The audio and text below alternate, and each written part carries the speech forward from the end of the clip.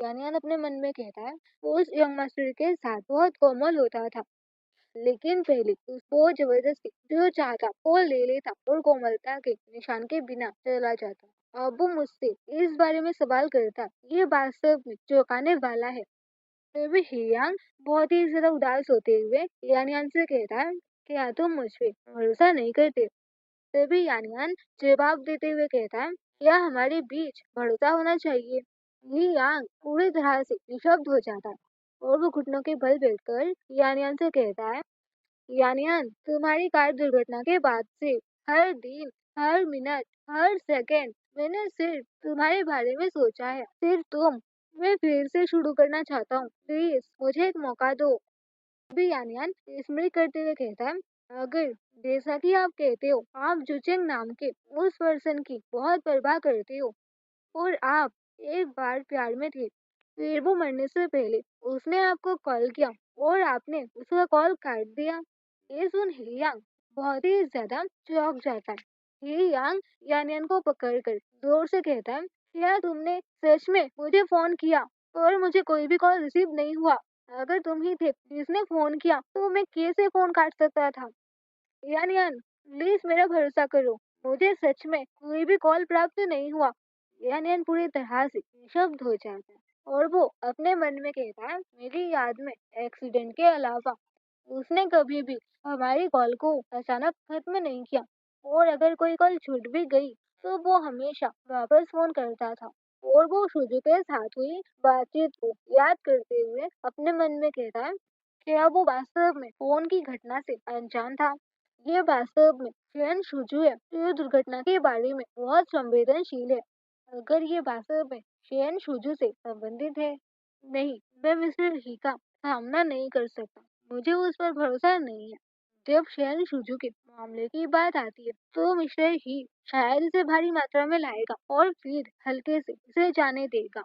और वो अपने हाथों को क्लींच करते हुए अपने मन में कहता, वो कार दुर्घटना ना सिर्फ मुझे बल्कि किन झाओ को भी प्रभावित करती है। फिर से ही यान यानियन को पकड़कर जोर से कहता है, यान यान अभी उस बात का तुमसे क्या मतलब है? तभी यानियन अपना सिर पकड़कर कहता है, मिस्टर ही मुझे सिर दर्द है, मैं अब और बातें नहीं करना चाहता। मेरा कल एक शूट है और मैं जल्दी आराम करना चाहता हूँ, प्लीज मुझे छोड़ दो। येयांग पूरी तरह से निशब्द हो जाता है और वो यानियान से कहता है, यानियान अगर तुम ठीक महसूस नहीं कर रहे हो तो मैं कल सुबह तक इंतजार कर सकता हूँ। फोन के बारे में क्या हम इसके बारे में ठीक से बात कर सकते हैं? यानियान बेड पर जाते हुए कहता है, मिस्टर ही मैं अब सोने जा रहा हूँ। तो हियांग वहां से जाते हुए यानियान से कहता है कि वो लिविंग रूम में सोएगा। अगली सुबह फोन की रिंग बजने की वजह से यानियान की नींद खुल जाती है और वो ही यांग के फोन की ओर देखते हुए अपने मन में कहता है, ही यांग का फोन उसने ये कब छोड़ा? और वो पिछली रात हुई ही यांग की बात को याद कर था, जहाँ पर ही यांग ने यानियन से कहा था उसे कोई भी कॉल रिसीव नहीं हुई थी और वो कैसे उसकी कॉल काट सकता है। यानियन शुजू के कॉल का जवाब देता, यानियन के बोलने से पहले शुजू कहता है, ही यांग क्या तुम आज दोपहर को सर्जरी से पहले मेरे लिए केक ला सकते हो? बहुत समय हो गया है जब से मैंने केक खाया है। तो यानियन जवाब देते हुए कहता है कि वो किन झाओ है और वो अभी सो रहा है। ये सुन शुजू बहुत ही ज्यादा चौंक जाता है। तो यानियन शुजू से कहता है, जब वो जाग जाएगा तो मैं उसे केक के बारे में बताऊंगा, अब और कुछ नहीं है। मैं फोन रखता हूँ। शुजू बहुत ही ज्यादा गुस्से में था।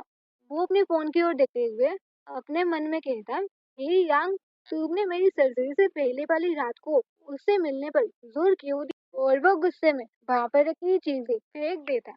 हियान यान अलमारी से अपने कपड़े निकाल रहा होता, तभी हियान वहां पर आकर यानियन से कहता है, यानियन क्या मैं तुमको शूटिंग के जगह पर ले जाऊं? और कल रात की बात। तो यानियन कहता है, क्या बात है? ओ, फोन कॉल मैंने ये जियांगलिन से सुना, पूरा क्लियरली नहीं। और वो ही यांग से कहता है, एक केक की दुकान से गुजरते हुए मैंने कुछ केक को शूटिंग की जगह पर ले जाने के बारे में सोचा है। फिर में शॉप दिखाया जाता है। यानियान शॉप के अंदर जाता है। ये यांग यानियान की ओर देखते हुए अपने मन में कहता है, मैं पास्ट में हमेशा सोचता था कि तुम्हें मिठाई खाना पसंद है। अगर मैं तुम्हारे लिए केक लाया तो तुम हमेशा खुश रहोगे, लेकिन तुम मेरे लिए हमेशा से दर्द सह रहे थे। और वो पास्ट के यानियान की बातों को याद करता है, जहाँ पर यानियान ने रोते हुए ही यांग से कहा था, मैं शेनशुजू नहीं हूँ, मुझे केक खाना कभी पसंद नहीं था, मुझे परफ्यूम की जरूरत नहीं है और ना ही चश्मा पहनने की। और हियांग बहुत ही ज्यादा उदास होते हुए अपने मन में कहता है, मैं तुम्हारी पसंद को भी नहीं जानता और तुमको चोट पहुंचाने के लिए इतना कुछ किया है। फिर भी यानियान ये यांग से कहता है, शेन शोजू ने आज सुबह फोन किया और कहा कि उन्हें केक चाहिए, उन्हें क्या फ्लेवर पसंद है। तो हियांग थोड़ा कंफ्यूज होते हुए उसे चुप रहने की बात कहता है, पाइनएप्पल। तो यानियान फिर से कहता है, ठीक है, मैं भी क्रियो ग्रुप के मेंबर्स के लिए कुछ स्नैक्स ले जा रहा हूँ, हम एक साथ भुगतान कर सकते हैं। ये यांग यानियान की ओर देखते हुए अपने मन में कहता है, क्या वो शेन शुजू को बहुत नापसंद नहीं करता, क्यों? फिर भी यानियान ही यांग को वो केक पकड़ाते हुए कहता है, हमें जल्दी करनी होगी, हमारे पास वक्त नहीं है। कार के अंदर ही यांग यानियान से कहता है, जब तक वो सर्जरी खत्म नहीं कर लेता तब तक इंतजार करो, फिर मैं तुमको लेने के लिए सेट पर जाऊंगा। तो यानियान ये यांग से कहता है, अगर आप वास्तव में उसकी परवाह करते हैं तो आप एक साथ क्यों नहीं है, मुझे और उसके बीच में आगे पीछे क्यों चलते रहना है। और वो थोड़ा गुस्सा होते हुए कहता है, मैं इस तरह का काम करने में आपका साथ नहीं दे सकता, कारण चाहे जो भी हो, इसका मुझसे कोई लेना देना नहीं है। जब तक कि आप कॉन्ट्रैक्ट की अवधि के दौरान खुश हो, कार सेट के लोकेशन पर आकर रुकती है। यानियन कार से बाहर आ ही रहा होता है कि तभी ही यांग उसका हाथ पकड़ कर कहता है, काम के बाद मुझे बुलाओ। वो कुछ बोल ही रहा था कि तभी ही यांग को सुजू का कॉल आ जाता। तो यानियान वहां से जाते हुए कहता है, मिस्टर ही, आपका फोन बज रही है, देर मत करो। ये कहकर यानियान वहां से चला जाता है।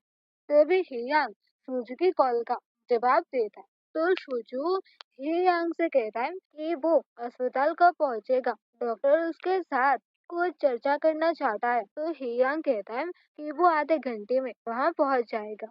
यान क्रू के अंदर आकर लीन से कहता है, ब्रदर लीन, क्या आप अभी भी स्क्रिप्ट पढ़ रहे हो? तो लीन स्माइल करते हुए कहता है, नहीं, ये एक नया भाग है जिसे मैंने लिखा है, बीच में किस्सा जो सही नहीं लगता और मुझे ये परेशान कर रही है। तो यान कहता है कि वो एक नजर डालना चाहता है। तो लीन उसे वो स्क्रिप्ट देते हुए कहता है, तुम्हारा क्या मतलब है, मैं बस किसी की मदद ना करने की चिंता कर रहा था। फिर हम हॉस्पिटल देखते हैं। ये यांग सूजू के पास आते हुए कहता है, क्या तुमने मुझे आज सुबह फोन किया और कहा कि तुम्हें केक चाहिए? मुझे याद है तुम सर्जरी से पहले नहीं खा सकते हो। तो सूजू कहता है, मैं अचानक खाना चाहता था, मैंने डॉक्टर से पूछा थोड़ा खाना ठीक है। सूजू वो केक ले ही रहा था, फिर भी ही यांग कहता है, ये तीन झाव ने खरीदा है। सूजू कुछ देर के लिए डिस्टर्ब हो जाता है और वो थोड़ा परेशान होते हुए कहता है, मिस्टर कीन, उसने खरीदा? तो हियांग सीधे से कहता है, शायद वो जानता है कि तुम्हारी सर्जरी होने वाली है और वो चाहता था कि ये सफल हो। हियांग थोड़ा सीरियस होते हुए कहता है, ओह, वैसे मैं तुमसे कुछ पूछना चाहता हूँ, क्या तुमको यान यान की दुर्घटना का दिन याद है? हम एक सभा में थे। फिर भी शुजू पैनिक करते हुए कहता है, सभा? बहुत समय हो गया है, मुझे ठीक से याद नहीं आ रही है, क्या गलत है? और वो अपने मन में कहता है, ये यांग ने अचानक उस दिन के बारे में क्यों पूछा? क्या यांगली या किन झाओ ने उसे कुछ बताया?